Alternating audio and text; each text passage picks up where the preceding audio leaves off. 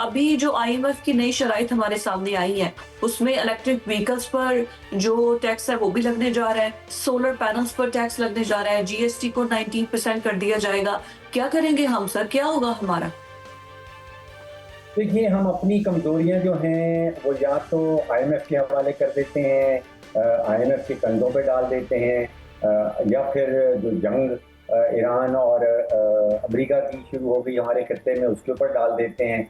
हमारी मईशत जो है वो पहले से बीमार है, और जिस डॉक्टर का नाम हम बार बार लेते हैं वो आईएमएफ है। पहली दफ़ा जो हम आईएमएफ के पास इलाज के लिए गए थे, वो मुझे याद आता है कि पहला पैकेज था 1958 में। अब आप सोचिए कि पिछले 60-65 सालों से हम एक ही डॉक्टर के पास जा रहे हैं, बीमारी भी वही है, और आईएमएफ जो है, जो हमारा डॉक्टर है, वो नुस्खा भी वही पुराना लिख के देता है। वो नुस्खा ये लिखता है कि टैक्स बढ़ा दें, वो नुस्खा ये लिखता है कि बिजली के रेट बढ़ा दें, वो नुस्खा ये लिखता है कि गैस के रेट बढ़ा दें, वो नुस्खा ये लिखता है कि आप पेट्रोलियम लेवी बढ़ा दें।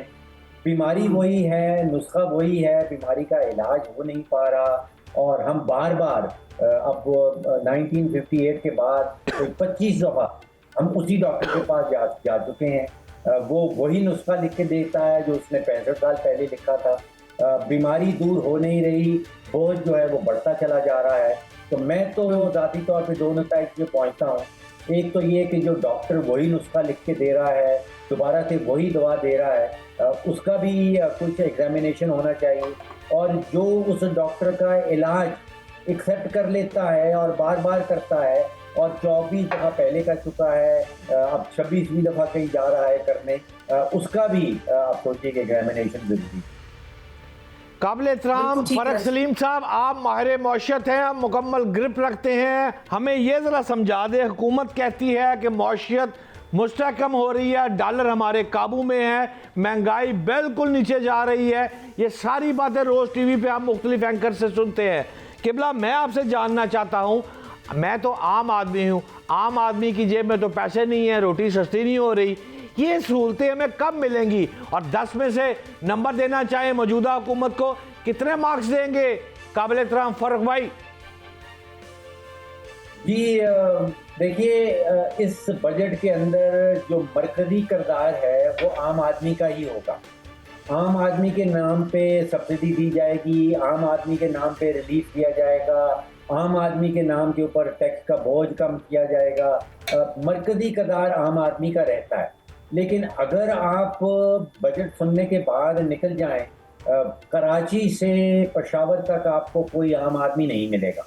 ना आम आदमी की कोई सुनी जाती है, ना आम आदमी जो बजट में जिसका जिक्र किया जाता है वो आपको ज़मीन पे मिलेगा, और ना आम आदमी को कुछ मिलने वाला है इस बजट के अंदर से।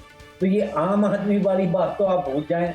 आम आदमी जो बजट में जिसका जिक्र किया जाता है, जिसको मरकजी किरदार दिया जाता है, उसकी कोई एग्जिस्टेंस नहीं है पाकिस्तान के अंदर।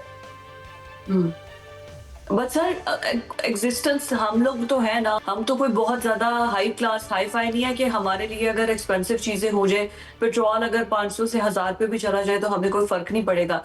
लेकिन पूरी दुनिया के अंदर जहां से आप सहूलत दे सकते हैं इलेक्ट्रिक व्हीकल्स पर कि प्रमोट किया जाए ताकि पेट्रोलियम कट किया जा सके, इलेक्ट्रिसिटी के प्राइसेस बहुत हाई हैं तो सोलर को ज्यादा इंट्रोड्यूस करवाया जा रहा है। हमारे यहाँ पर बिल्कुल उलट चल रहा है। उन्हीं चीजों पर जिनको सब्सिडाइज करना चाहिए उन्हीं को टैक्स के नेट में लेकर आ रहे हैं। देखिए, ये सारी बातें आपकी दुरुस्त हैं। बजट के अंदर जो एक पॉजिटिव चीज़ मुझे नज़र आ रही है वो है तरक्याती बजट। इस दफ़ा आप देखिएगा कि जो फिगर मेरे तक पहुंच रही हैं, वफाकी हुकूमत जो है वो तकरीबन 1000 अरब रुपया मुख्तस करेगी तरक्याती स्कीमों के लिए। उसके बाद सूबाई बजट्स आएंगे और चारों सूबे जो है वो मिल के तकरीबन 3000 अरब रुपया, सिर्फ एक साल की बात मैं कर रहा हूँ, 3000 अरब रुपया मुख्तस करेंगे तरक्याती स्कीमों के लिए। तो तकरीबन 4000 अरब इस बजट के अंदर आपको नज़र आएगा। This is real money, this is real tax money जो आप और मेरे से इकट्ठा किया गया है। आप अंदाज़ा कीजिए कि अगर 4000 अरब पाकिस्तान के 169 जो डिस्ट्रिक्ट्स हैं उनमें एक्चुअली खर्च कर दिया जाए तो मुल्क का मुल्क की मुल्क की किस्मत किस तरह बदल सकती है। देखिए ये इतना बड़ी अमाउंट है, एक डिस्ट्रिक्ट के हिस्से में तकरीबन 24 अरब रुपया आएगा अगर 4000 बिलियन रुपी की मुख्तस की गई है तरक्याती स्कीमें। उससे आप तकरीबन एक साल के अंदर 40,000 स्कूल बना सकते हैं, तकरीबन 15 से 20,000 नए अस्पताल बन सकते हैं जिनके अंदर आलात होंगे, जिनके अंदर डॉक्टर्स होंगे, जिनके अंदर वैक्सीन मौजूद होगी। तकरीबन 1,50,000 किलोमीटर की रोड्स बन सकेंगी। उसी बजट के अंदर रहते हुए लगभग 20,000 साफ पानी की स्कीमें शुरू हो सकती हैं। तो पैसा पाकिस्तान के पास मौजूद है, पाकिस्तान बजट के अंदर उसका ऐलान किया जाएगा, दिस इज रियल मनी। लेकिन साल के बाद जो चीज़ें मैंने आपसे जिक्र किया कि स्कूल, अस्पताल, साफ पानी, रोड्स, वो नज़र नहीं आएंगी। तो वसाइल मौजूद है इस मुल्क के अंदर, बजट के अंदर पैसा आपको नजर आएगा, लेकिन उसके आउटकम्स, उसकी जो नताइज हैं वो सर बजट के अंदर पैसा तो वोट के लिए आएगा ना। नजर उन्हें पता है कि काम करेंगे तो वोट हमने लेना है, जैसे ही इलेक्शंस का टाइम आएगा सड़कें तोड़ तोड़ के बनाना शुरू कर देंगे। ये सब कुछ होता तो पहले भी नजर आता है। तरक्याती बजट के कामों से मुराद तो ये होना कि हमारी एक नॉर्मल लाइफ हेल्दी हो, हम जो पैसा एक्सपेंडिचर बजाय के इंफ्रास्ट्रक्चर पर आए वो हमारी एजुकेशन पे आए, हमारे हेल्थ सिस्टम पे आए, हमारे इकोनॉमिक जो वेजेस हैं उनको बढ़ाने के लिए अगर ये बजट इस्तेमाल हो तो बेहतर है। जी मैं यही अर्ज कर रहा हूँ कि पैसा मौजूद है, बजट के अंदर उसका ऐलान भी किया जाता है, लेकिन साल के बाद ना हमें स्कूल नज़र आते हैं, ना हमें अस्पताल नज़र आते हैं, ना हमें रोड्स नज़र आती हैं, ना हमें साफ पानी की स्कीमें नज़र आती हैं।